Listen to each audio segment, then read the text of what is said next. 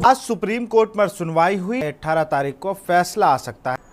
इसी पर चर्चा करेंगे। हमारे साथ तनुज दीक्षित, अधिवक्ता सुप्रीम कोर्ट, जुड़ चुके हैं। तो सबसे पहले मैं तनुज दीक्षित के पास चलूंगा क्योंकि सुप्रीम कोर्ट को लेकर यहाँ बातचीत है। तनुज जी, ये जो मामला है काफी गंभीर मुद्दा है, इसलिए चीफ जस्टिस ऑफ इंडिया ने इसकी सुनवाई आज करी। और ये सुनवाई जो है तकरीबन 2.5 से पौने 3 घंटे इसमें चली है। काफी सारे मुद्दों पर चर्चा विस्तृत रूप से हुई है। सामने वाले पक्ष के भी वकील से भी इसमें काफी जवाब मांगे हैं। वहीं जो है भारत के एडवोकेट जनरल, उन्होंने भी अपनी तरफ से इसमें दलील रखी है। तो पूर्ण जो मामला है, आईआईटी मद्रास से डाटा एनालिसिस के लिए समय मांगा है, मुख्य रूप से दिया गया है ताकि किसी भी तरीके की तार्किक और कंफ्यूजन ना रह जाए। सीजीआई ने ये जो सुनवाई है 15 जुलाई को ही लिस्टेड करी थी, लेकिन क्योंकि छुट्टियां होने की वजह से 15, 16 और 17 तारीख को ये सुनवाई जो है फिर 18 तारीख को नियत की गई है। तो अब इससे क्या लग रहा है? जैसे मैं देख रहा हूँ कि अभ्यर्थी अब थोड़ा पॉजिटिव हो गए हैं कि किसी भी संदर्भ में विद्यार्थियों के भविष्य के साथ चाहे सरकार हो, चाहे कोर्ट हो, चाहे न्यायालय हो, कहीं से भी खिलवाड़ नहीं हो सकेगा। निश्चित रूप से जो न्याय है वो सुनिश्चित उसी दिन हो गया था जब ये मामला सुप्रीम कोर्ट में पहुंचा था। तो मुझे लगता है जल्द ही 18 तारीख को छात्रों के हित में, छात्रों के भविष्य को ध्यान में रखते हुए भी कोई अच्छा फैसला, अच्छी खबर सुनने को मिलेगी। तो तनुज के पास फिर से आऊंगा, थोड़ा जानकारी तनुज आपसे लेंगे। आप जरा बहुत जो आज सुनवाई हुई ना, जो और इससे पहले जो हुई थी, इनको जब कम शब्दों में अगर हमारे दर्शकों को समझाते हैं। अगर हम दूसरे तरीके से देखें तो देखिए क्या होता है, पहले दिन जब कभी भी सुप्रीम कोर्ट में मामला गया था तो तुरंत ही उस पर दलील इस तरीके से नहीं हो सकती, क्योंकि क्या होता है, दोनों पक्षों को बराबरी का मौका दिया जाता है। देखिए, आप जब सर्वोच्च न्यायालय में आते हैं या कोई भी न्यायालय जाते हैं तो आप न्याय के लिए वहां गए हैं, और न्याय का मतलब कोई एक तरफा कोई भी फैसला या जल्दबाजी में क्या वो फैसला नहीं हो सकता। इसीलिए जो व्यवस्थित रूप से उसकी प्रक्रिया थी, प्रोसीडिंग्स का जो तरीका है, उस तरीके से न्यायालय में प्रक्रिया चली। और पहले भी जो सुनवाई हुई वो भी छात्रों के हित में ही थी, और अभी भी जो सुनवाई है, देखिए सबसे बड़ी चीज होती है, आज कोर्ट ने ये केस को रिजेक्ट नहीं किया। आज इसमें अगर फाइलिंग हुई तो इसकी सुनवाई एक्सेप्ट करी, सुनवाई को व्यवस्थित किया गया, और अब खुद chief justice of India DY Chandrachud साहब, माननीय न्यायाधीश, सुनवाई करी है। और 18 जुलाई को जो फैसला आएगा वो भी शायद छात्रों के पक्ष में आए। यहां तक कि विशाल, चीफ जस्टिस ऑफ इंडिया का ये भी कहना है कि अगर कहीं पे भी धांधली या कोई गड़बड़ी पाई गई तो नीट की एग्जाम फिर से, जो 24 लाख बच्चों की थी, फिर से पुनः नीट की एग्जाम कराई जाएगी देश में। इसमें कहना चाहूंगा कि सुप्रीम कोर्ट ने जो पहले 1563 बच्चों को उनको नीट की एग्जाम्स देने के लिए फिर से जो वापस बोला था सुप्रीम कोर्ट के ऑर्डर में, वो उसके लिए स्पेशल एक याचिका दायर की गई थी, इस वजह से हुआ। तो हमेशा सर्वोच्च न्यायालय के अंदर जो भी बात की याचिका आएगी उसी के ऊपर सुनवाई होगी और उसी के ऊपर फैसले आएंगे। एक तरफ आज हमारे साथ में जो नीट अभ्यर्थी बैठे हैं ये बोल रहे हैं कि नीट की एग्जाम्स नहीं होना चाहिए, वहीं एक तरफ हम देश भर के जो दूसरे नीट के परीक्षार्थियों की बात करें तो यही जिद पे अड़े हुए हैं कि नीट की एग्जाम री एग्जाम हो। तो जो अदालतों में जो दलीलें चल रही हैं उसकी प्रक्रिया में काफी फर्क पड़ जाएगा। तनुज, अगर हम बात करें कि जिस तरीके से एक कानून तो है पेपर लीक हो कि भाई 420 के तहत मुकदमा होता है, उसके बाद जेल चले जाते हैं। सिंडिकेट आज तक भारत में नहीं टूट पाया, ना सजा उस तरीके की हुई। सिंडिकेट वाली बात आप उठा रहे हैं, मैं इसी को माफिया राज बोलता हूँ। यही हम बात करते हैं कि सिंडिकेट सिर्फ एक किसी पर्टिकुलर सेक्टर में नहीं है। आज हम थ्रू आउट इंडिया सभी अलग अलग सेक्टर्स में लोग ये देखते हैं किस तरीके से ये लोग अपना माफिया राज शिक्षा के अंदर भी अब चला रहे हैं।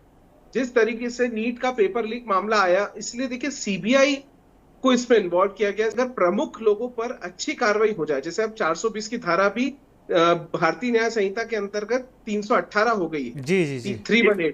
तो मुझे लगता है कि सिर्फ 318, इसके अलावा एक नया कानून भी रातों रात आया है, prevention of unfair means act. इस तरीके के जो कानून आ चुके हैं पेपर लीक को लेकर के, 7 वर्ष तक की सजा का प्रावधान इनके अंदर है। साथ ही साथ दंड के साथ में फाइन का भी इसमें प्रावधान है।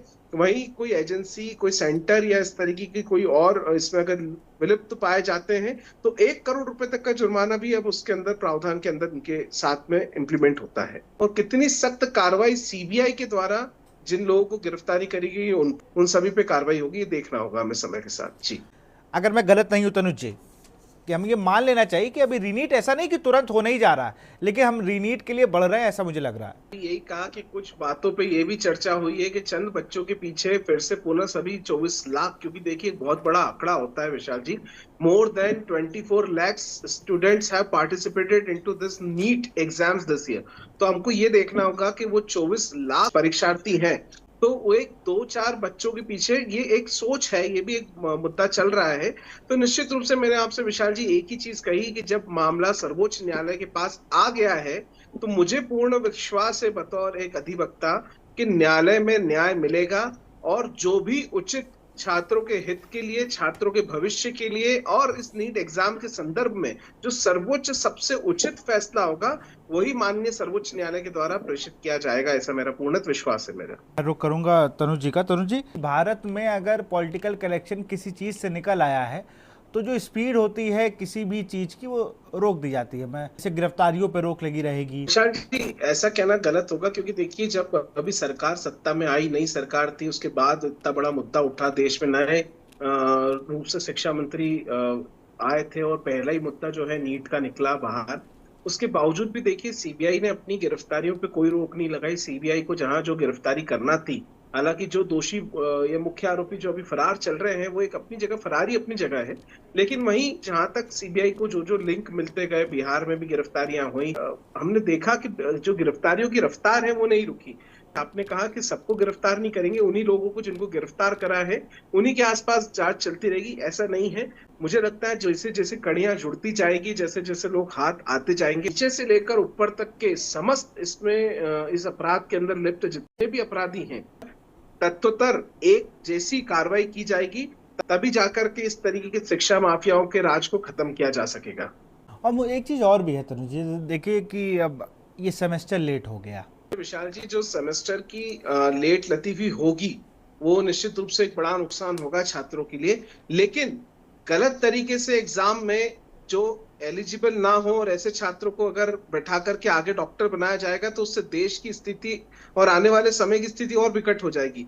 बेहतर है कि ये समय जो छात्रों का खराब हो रहा है ये हो जाए, लेकिन री नीट के एग्जाम्स हो, जिस वजह से जो सही और एलिजिबल छात्र हैं वही वाकई में इस तरह की कॉम्पिटिटिव एग्जाम में अपनी जगह बनाए और अच्छे डॉक्टर्स हमें भविष्य में, हमारी जो जिंदगी है वो अच्छे और काबिल डॉक्टरों के हाथ में हो भविष्य में जाकर के। तनुज जी, जैसे कानून आ गया है, लेकिन मुझे दिक्कत इस बात से, कानून तो हर चीज का है, सख्ती से पालन नहीं हो पा रहा है। इसमें कहीं ना कहीं जो लोग तुरंत एक्शन हो आया है उसके अंदर से 5 तरीके की एग्जाम्स कवर होती है, 5 तरीके की एजेंसियां, जैसे नेशनल टेस्टिंग एजेंसी है, यूपीएससी है, आरआरबी है, आईबीपीबी है, एसएससी है, इस तरीके की जो 5 मेजर संस्थान है, इनकी ही सिर्फ एडमिशंस उसके अंदर कवर्ड अप होते हैं उस कानून के तहत। कानून अभी आया है, उसके बाद में इस तरीके का कोई मामला, गंभीर मामला इतनी 5 बड़ी एजेंसियों के पेपर लीक का नहीं देखने को मिला है। मतलब के पेपर लीक के कांड होने के बाद में ये कानून लागू हुआ है।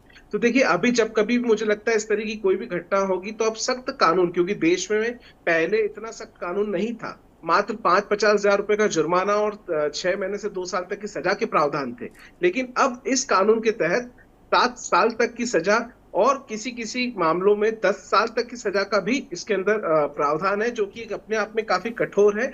साथ ही साथ इसके अंदर एक प्रिविलेज है कि आप भारतीय न्याय संहिता के सेक्शन को भी इसके साथ में इंप्लीमेंट कर सकते हैं, और भी अगर कोई गंभीर संगीन अपराध इसके अंदर होते हैं तो उन धाराओं को भी, कभी भी कोई भी इस तरह की गलती करने वाले लोगों को कहीं से भी बख्शा नहीं जाएगा। और अब कानून, क्योंकि एक सख्त कानून देश में है, तो निश्चित रूप से समस्त विद्यार्थियों के हित में सभी के साथ न्यायपूर्वक ही कार्रवाई होगी। जी बिल्कुल, बहुत बहुत शुक्रिया तनुज, तमाम जानकारी के लिए आपका भी।